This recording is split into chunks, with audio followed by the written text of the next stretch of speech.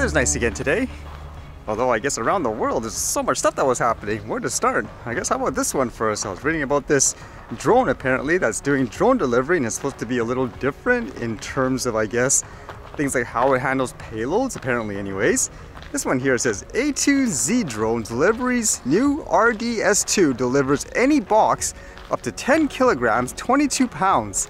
The second generation RDS2 offers the highest payload capacity of any tethered delivery system on the market and eliminates the need for specialty payload boxes.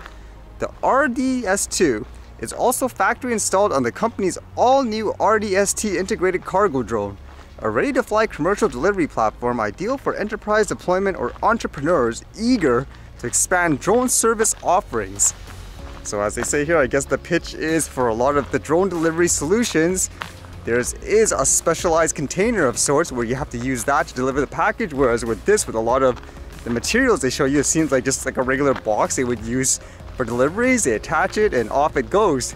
Although one funny thing was, in seeing some of the videos, I think they sped it up and one of them looked like it was a can of, I don't know, or a bunch of cans of soda. Man, I must hurt if it actually falls that fast. The item itself sounds kind of heavy actually. It says here what the weight is 1.5 kilograms and the max delivery payload for this thing, it says, is 10 kilograms, max reel up payload 5 kilograms. Although I wonder in terms of that pitch, in terms of targeting, let's just say a small business or a solo entrepreneur, I think the biggest hurdle would be things like regulations and all that. I don't think it'll be that straightforward nowadays just to fly like a huge package or something like that in terms of a delivery. I thought this was interesting too. Apparently there was a leak of what the new, I guess, AMD Ryzen 9 processor is going to look like with prices and all too.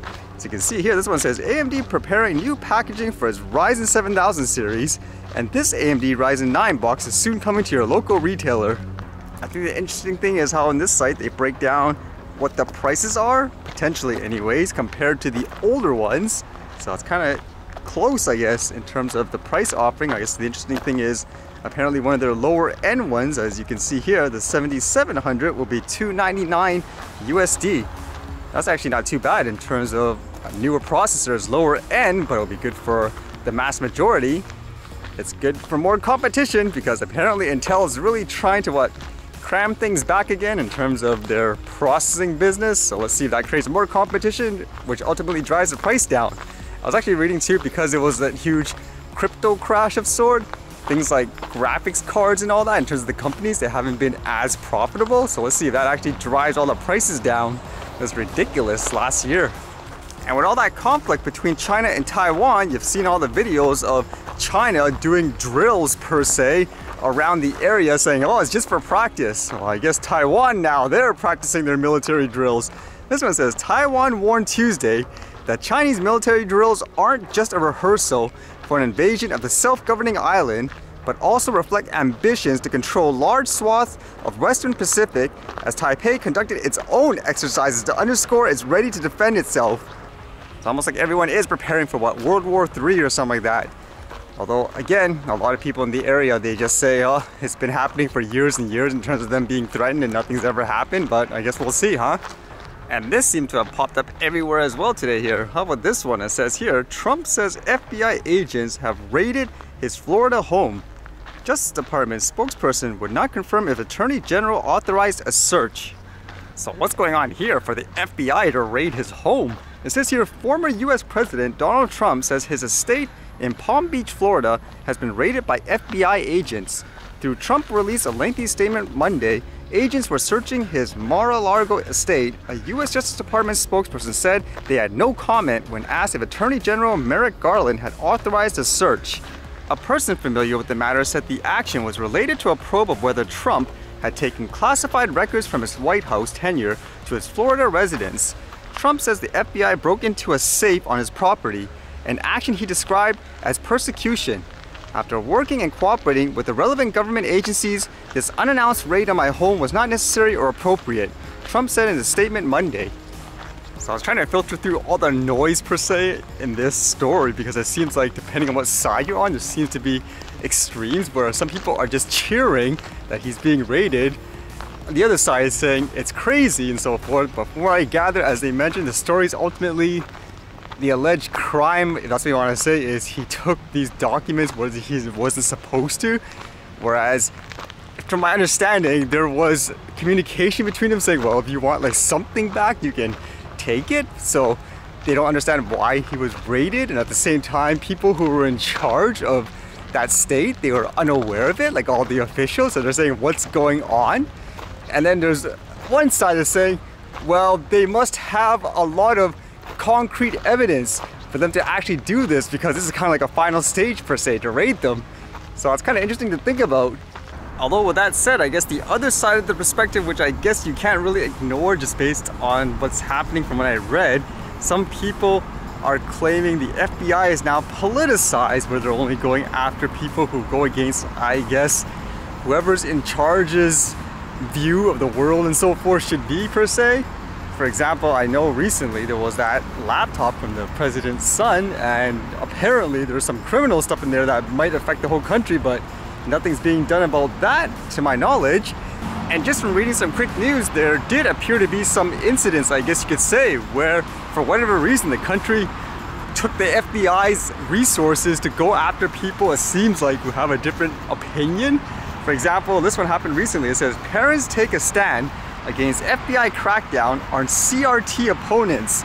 So to my understanding, there were some parents who weren't happy about critical race theory in terms of those types of, I guess, material being taught at schools. And because of that, according to all this, for whatever reason, the government put the FBI on those people, saying they might be terrorists. Like, what? Isn't that just a difference of opinion, especially parents, I guess, just expressing what they feel like kids should be learning? So that in itself is kind of a red flag in terms of the FBI. And then there was this apparently where it says what? FBI raids over Ashley Biden's diary are unconscionable, says Project Veritas founder. So apparently with this one, to my understanding, it deals with an organization, like a news group, that does a lot of undercover stings and all that. And a lot of the stuff they publish per se, I guess, people don't like it, whoever's like in charge. And so the claim here is they sent the FBI to actually go after them, claiming they stole like what, the president's, what is it, niece or something like that, his diary. And you would think at first like, okay, wait, what's going on? Like, just from what I read, apparently they returned it, so there was no reason why they had to actually go after him and so forth. And at the same time, they're arguing, why would you send the FBI to go after a news organization over like a quote diary per se? Because like in that situation, to my understanding, they took everything, for example, like their reporter notes, phone numbers, and contacts. So who knows if that was why they actually raided them, to get like other information. Now, apparently a lot of people, I guess, say this organization is this and that. I don't care about the politics and so forth. It's just in general, when you look at how it's being used, again, it's fair to say there might be something that's wrong. So there's two sides of the perspective of this whole story. Which one do you believe? They usually say too, politics ruins everything. And I guess in these cases, there's no different, huh?